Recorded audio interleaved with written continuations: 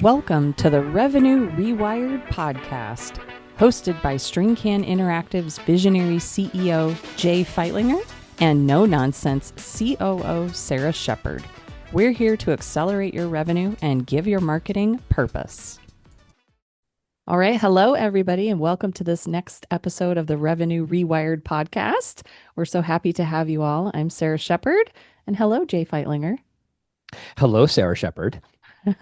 We are having an unusually lovely summer in Phoenix. I hope I didn't just Liar. jinx it, but no, we are legitimately. Don't you remember last year? It was like multiple days of over 100 in a row. We hit some crazy record, and nobody even had the energy to care. I'm intentionally forgetting everything. You know, I can't handle the seat. it's like all we talk about for 3 months. It's hilarious. Mm. All right. Well, in today's episode, we're pretty excited about this one, as we are with all of them. But this one is interesting because we want to talk about the eight-figure funnel habit that no one talks about, and we feel like this is kind of our version of good to great. And what we're going to talk about here, how bad questions kill good campaigns, the questions your sales and customer service teams really wish marketing would be asking, and then how to stop guessing and start building content that actually closes. And we're going to share some examples too. Jay, I think I'm thinking about a time, I think it was last year, or the year before. I sat on a call with marketing team and they were asking sales, like, what do you guys want? And it was, it was obviously a lot more collaborative sounding than that. But the sales leader just said something that actually helps us close. And it was kind of a dough moment, Homer Simpson, like, oh, that just felt icky. But he was fair. It was totally correct. And I think marketers find themselves thinking they're being collaborative, but they're not. They're really more interviewing in a way that's leading by generating task requests. And I know that you've had experience with that too. So maybe you have a similar story that's maybe just as brutal. No, I love that. And I think to your point, and I'm looking forward to kind of getting into the meat of this because I think that there is there's context around some of the way it's worded. And once we, I think, talk it through, it's not rocket science, but it's semantics. And I think to your point on the flip side, the part that I love doing is talking actually to the sales team. And I'll never forget how I've had numerous sales teams, get so beyond frustrated where, if the marketing team is like, we're asking them these questions and we're getting back either bad answers or they're just ignoring us when we kind of help with the bridging the gap between marketing and sales and talk with the sales team to them, they're just so beyond frustrated. They don't feel like this is about collaboration. It's almost like interrogation. But the analogy they often give me, it's like it feels like, scratching on a chalkboard. Is they'll be often the first to admit that, they're not in the day to day for marketing. They don't understand all the details and not really understanding the context of the question. And so if you just are like, what do you guys need to a sales team? It's like giving them a blank canvas, and if they hate painting, it's just not going to go well. And so that's a thing that we've heard often is that they're not trying to be rude, they just don't want to sound stupid. And if the question they're being asked is just so beyond vague, and the marketing team thinks that they're asking a smart question, and the sales team is ignoring it or giving back kind of weak answers, it's just they're tired of feeling like on the sales side they're doing the job for marketing. So I think that the essence of this whole thing is hopefully our listeners will realize there's a better way to have collaboration in place, and not feeling like you basically, again, you're interrogating the sales team. Yeah, I think part of this conversation is that the problem isn't messaging, it's the mindset. Yep. I was going to write about this on a personal level too, but the way you ask questions, just the simple one, for example, like, what are you trying to get out of this interaction? Was something I saw recently. And the question was, how was your day? Versus, what was the best part of your day? And Hmm. conversation that comes after that is just so much better. And I think one of the reasons that we want to talk about this, and we'll probably hit on this in multiple sections here today, is AI is really generated by better questions. You and I have found that it doesn't really generate thoughtful questions, and that's still something that a human is best capable of doing. And so, thinking about times where you had some really successful interactions between sales and marketing teams, how did you notice, or what was like a mindset shift that really invited true collaboration in the room versus what we see is intellectual laziness masked as Oh, collaboration? Like what I love content do that. you want to post? Because your point was it sales feels like strategy is being forced on them to like figure out in the moment, and marketing is really doing a disservice by asking like what content do you want to post versus where are deals stalling. Yeah, I think for me, I always relate this stuff back to, being a parent. Again, I think we've all have seen this, when you talk even with a friend, it's like, how is your day? And you get back the fine, kind of answer. And that just obviously makes it really hard for engagement. And, I was also bad at that, with my kids coming back from school early on. I would ask that question often, every single day, how was your day? And I always get back fine or some kind of grunt under their mumbled breath.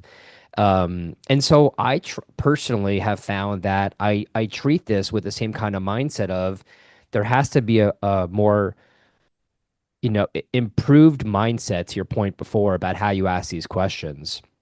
And I feel like, what I've learned is that on the marketing side, the best marketers are not the ones that are asking for instructions. They're asking questions to understand what friction points the sales team has. And so I think that, the sales teams that I've worked with over the years, the ones that are the most frustrated with the marketing departments are the ones that, are feeling like these marketing people are like glorified interns who have these crazy, spreadsheets managing all of their social media posts so they can kind of check off the box that they did all this various different activity. But I think those salespeople are looking for, partners who are more strategic. And I think there, when they're thinking about that, they do not want us, asking them a kind of lazy prompt like you mentioned before, similar to how you would, leverage AI. They want you to really be thinking about what it's like living in their day, in their shoes, and the pressure they have to obviously personally reach their compensation goals, but obviously also to, do really well within the organization they're part of. And so when they're tired and they're stressed out and they've just completed their, 50th cold call or their 100th, direct cold email, the last thing they want is some generic question, almost like the choose your own adventure or fill in the blanks Mad Libs exercise. And that's really where I think that marketers, if they're trying to be a true partner to the sales team or the sales team to the operations team, they've got to put themselves in the other person's shoes and ask really smart questions to understand where they have obstacles and or opportunities. Yeah, and I think it also helps your mindset. And we've talked about this between sales and marketing teams where for some reason they have a lot of conflict, and collaboration is one thing, but curiosity is another, because I think it implies a level of vulnerability to say, I am here for you to help you. I don't have all the answers, but I'd love to help figure out a way we can work better together to X outcome. Whether Hmm. that is better qualified leads, better converting content, whatever the outcome is. But by being curious, you kind of allow yourself to not pigeonhole any kind of already predetermined bias or outcome. And I think it's hard for adults to be curious because figuring things out is like the end goal of being from a child to an adult. Like, I got it all. I can have ice cream for dinner. Nobody cares. I've got it all figured out. But when you're trying to create a cohesive, collaborative, and successful sales and marketing team, curiosity can come across as weak I think, in some teams Hmm. and cultures. And, if you could give advice maybe on this mindset shift piece, what would you suggest and have seen as a successful way to kind of bridge that cultural divide? Yeah, again, I think your point is like it's like asking sharper questions, thinking deeper, and then hopefully from that you'll get, really good responses. But, you bring up the word curiosity, as you know, is one that I love. And again, back to the analogy of my kids, one of my favorite books to read them was around the Curious George, the crazy little monkey. And I it's feel like we interesting need on that. podcast bingo and we could answer like what's Oh my Jay's God. favorite book as a child? But I just about one, I love monkeys. And but two, he has a bad rap. Everyone was like, "Oh, there's the troublemaker," and I know he did get in a lot of trouble, and that was kind of the fun part of his stories.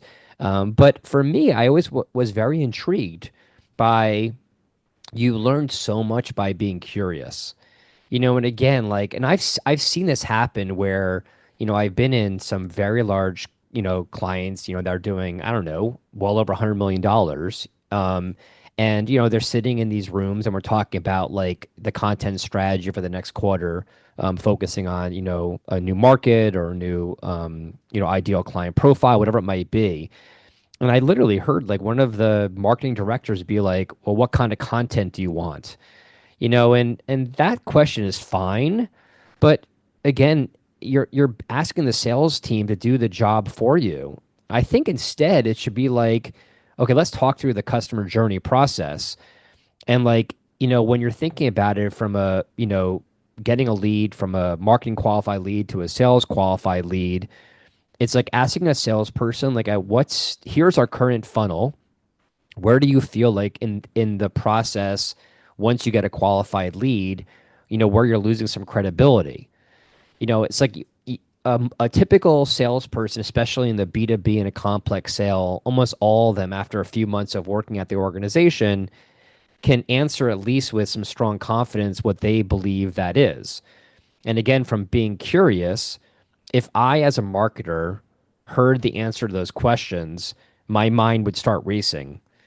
Everything from new, blog contents. Do I need to create some new resources on our website to help improve moving them down the funnel faster? And that's really where I think, it's so interesting where the marketing teams, when they're asking again these really deeper, sharper questions, that's getting to the essence of what they're trying to uncover, and they're really learning and being curious. The content that comes out of that from those friction points, I just find are so helpful in that brainstorming stage.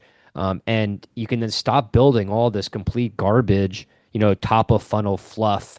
That's, yes, getting you maybe some eyeballs to your website and helping you address, the crazy vanity metrics that a non-marketer might be asking of the marketing team.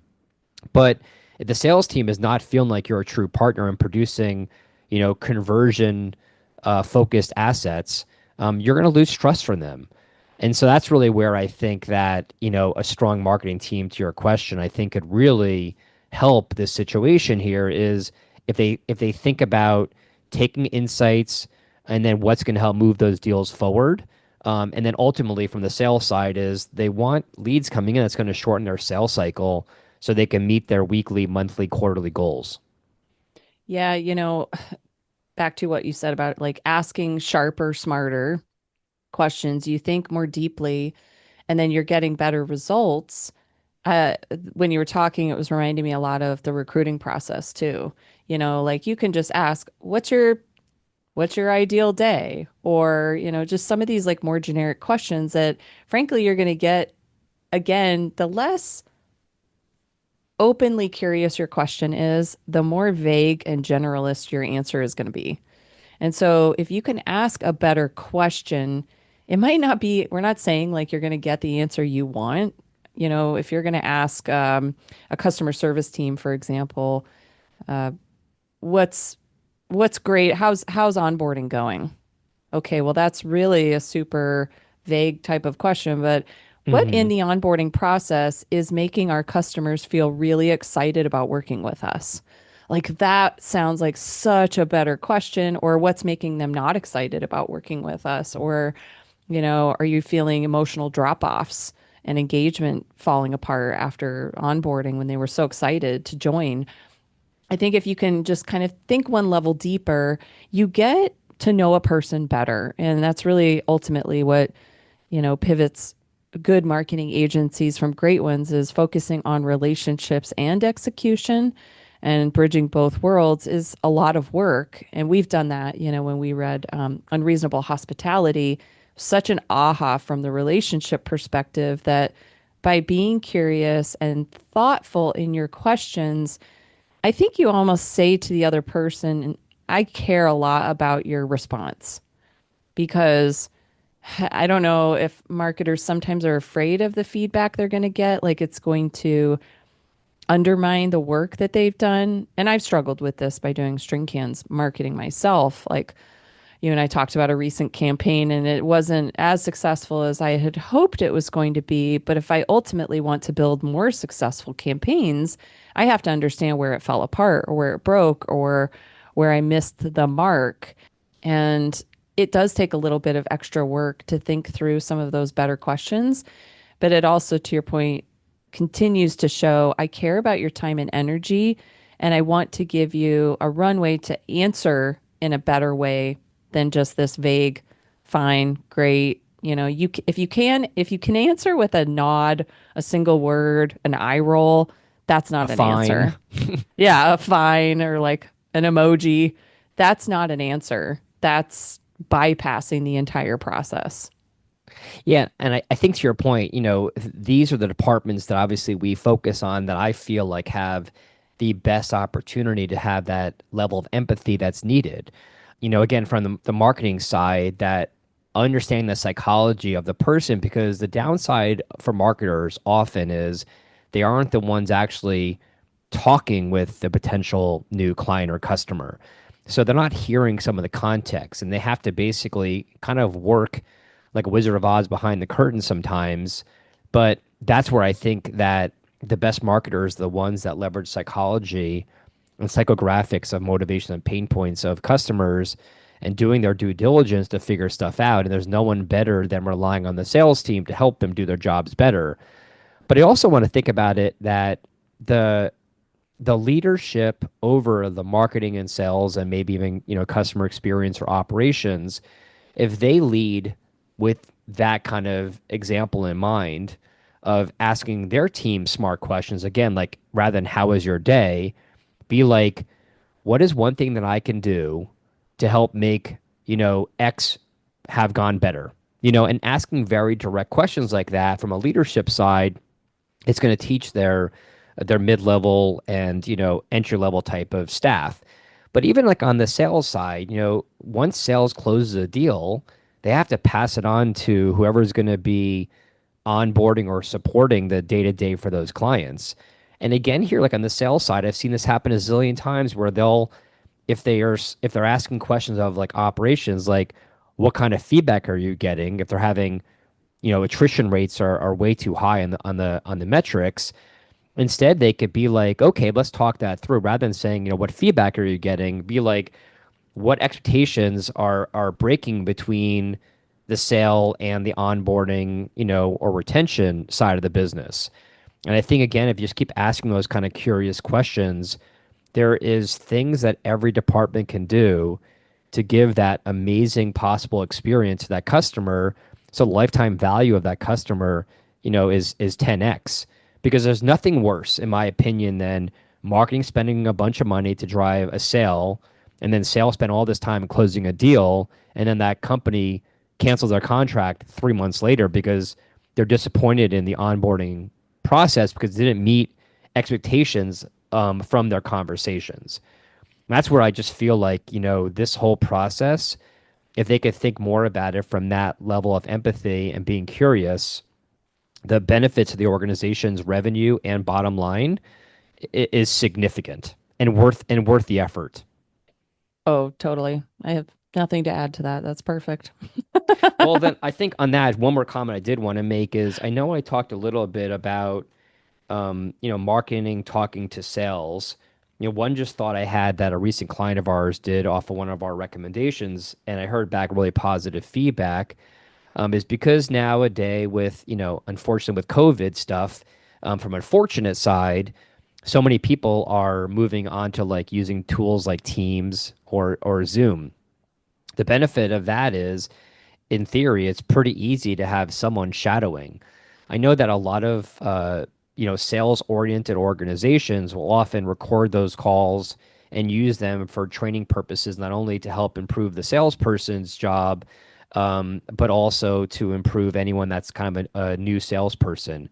But I think from the marketing side, either listening in to those recording calls or maybe even sitting in on those calls, I think taking that and then really diving into hopefully the organization's sales teams are supporting the idea of keeping their CRM data clean, and really giving detailed information about why they won or lost, a deal, or even talking with the customer service team and figuring out where they had some failures around onboarding. I think if the marketing team could really mine all that data either through recordings of calls, or reading all the various details on those deals, again, back to my point, 10 minutes ago, the value they can bring from a content perspective is quite impressive of learning from all that data. And so I think again, wrapping this whole thing up, the whole I think essence here is being really curious. I think this is where tools like ChatGPT can be really beneficial because you can go on there and be like acting as the world's best, you know, business psychologist that has a high level of empathy. What are five really smart questions that I could be asking the sales team? And then asking those questions, and then based upon the feedback, going back in that same ChatGPT prompt and being like, okay, well, here's the answers I got. It didn't exactly get me what I needed, but here's the pros and cons of it. What would you do next time? And just keep on leveling up over and over and over again. And then hopefully you're then sharing that wisdom with all of your team members in both marketing and sales. I just feel like those companies that have that kind of partnership mindset culture, I think are going to have a lot better success when they want to get into that 9, 10 figure plus range. Yeah, I like what you said about the sitting on calls and stuff because marketing is not a spectator sport, sadly enough. It's like a nice blend of art and science in my mind, and I think that's what draws me to this industry in general is I have a very creative side of me, and marketing has no shortage of the ability to be creative, but I think it can get in the way of purpose. Creativity just for creativity's sake is nice, but marketing really should help drive questions that pull insights, moving deals forward or shortening sales cycles. And you want momentum, and I think often marketers and sales teams get caught in these traps of this thing and that thing, and they're just disconnected and not really creating growth. Like if you think about watering a garden, for example, if you only have so much water and you give a little bit to a dozen plants, nothing is really going to explode.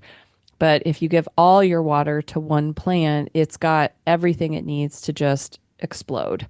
And I think that's what happens with marketers is they sort of we've joked about this whole spray and pray mentality of just throwing all kinds of stuff out there and see what works versus approaching with a more scientific experience, like what's the hypothesis, what am I hoping to get out of this, and then being curious about the results, and or the process. And if marketing isn't starting with creativity, it's just wasted spend. Any final thoughts, Jay? No, I think this is great. Again, as we always kind of share with everyone, if you're in a situation where you just want to brainstorm this, we love having these conversations. So, make sure reaching out to us, and either me or Sarah would be happy to get in a call with you and just kind of talk through, better understand where you're currently at, and kind of maybe just talk about a couple ideas of what you can do to really improve that, curiosity and creativity between marketing and sales. And I think that you'll find the output, if leveraged the right way, is so exciting and so much more fun. Yeah, and I would love from the operator side of things to know like what are those bomb drop questions. Like everyone's got some question in their Rolodex of questions. Can I even say Rolodex anymore? Does anyone even know what that No, is? you're being a boomer. I know, ew. But like everyone's got some question that always yields some just golden result. And I would love to know if anyone has some of those in their back pocket. But well, Love this was an that. awesome episode, Jay. It was nice chatting with you. We hope you all enjoyed this episode of the Revenue Rewired podcast and look forward to seeing you guys next week. Thanks, everyone. Bye. Thanks for tuning in to the Revenue Rewired podcast. Send us your questions to podcast@stringcaninteractive.com and follow us for more insights to drive your business forward.